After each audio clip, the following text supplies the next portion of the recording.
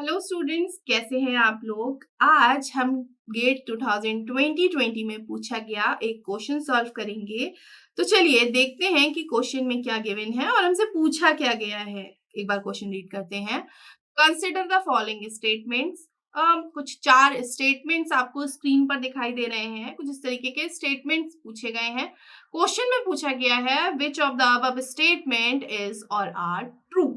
इन चारों स्टेटमेंट्स में से ट्रू स्टेटमेंट पूछे गए हैं। तो चलिए इसको सॉल्व करते हैं। जो पहला स्टेटमेंट है वो बोल रहा है daisy chaining is used to assign priorities in attending interviews. जब हमने थ्योरी पढ़ी थी तो हमने देखा था कि डेजी चेनिंग में, हाँ जी बिल्कुल ऐसा ही होता है। यहाँ पर हम डिवाइसेस को सीरियली लगा देते हैं और जो सबसे पास वाला डिवाइस होता है उसकी प्रायोरिटी सबसे ज्यादा होती है, बाद में डिवाइसेस की प्रायोरिटी कम होती जाती है और सबसे आखिरी डिवाइस की प्रायोरिटी सबसे कम होती है। तो ऐसा ही है इसमें कि daisy chaining is used to assign priority in attending interrupt. जो सबसे पास है उसकी हाईएस्ट प्रायोरिटी है, जो सबसे बाद में है उसकी सबसे लोअर प्रायोरिटी है। तो जो हमारा फर्स्ट स्टेटमेंट है ये तो ट्रू है। चलिए आगे देखते हैं। सेकेंड है when a device raises a vector interrupt the CPU does polling to identify the source of interrupt। क्या ये ट्रू है? नहीं, ये बिल्कुल भी ट्रू नहीं है। रीजन क्या है कि जब भी हमारे पास वेक्टर इंटरप्ट आते हैं तब जो वेक्टर इंटरप्ट होते हैं उसमें क्या होता है, डिवाइसेस को हम एक यूनिक कोड दे देते हैं। ये जो यूनिक कोड होता है ना, ये हमारा कितने का होता है, 4 से 8 बिट का होता है।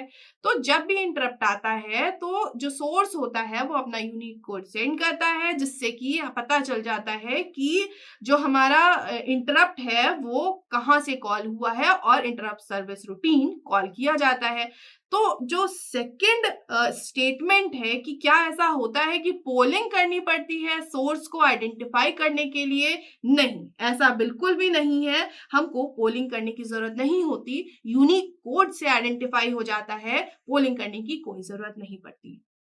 थर्ड स्टेटमेंट देखते हैं। थर्ड स्टेटमेंट है in polling the CPU periodically checks the status bit to know if any device needs its attention.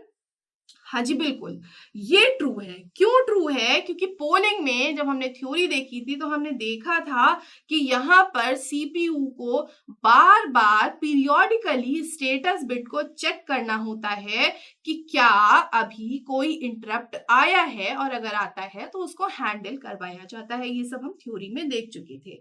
चलिए, तो ये स्टेटमेंट ट्रू है। अब हम स्टेटमेंट फोर्थ देखते हैं। फोर्थ स्टेटमेंट में मेंशन है या दिया हुआ है ड्यूरिंग डीएमए।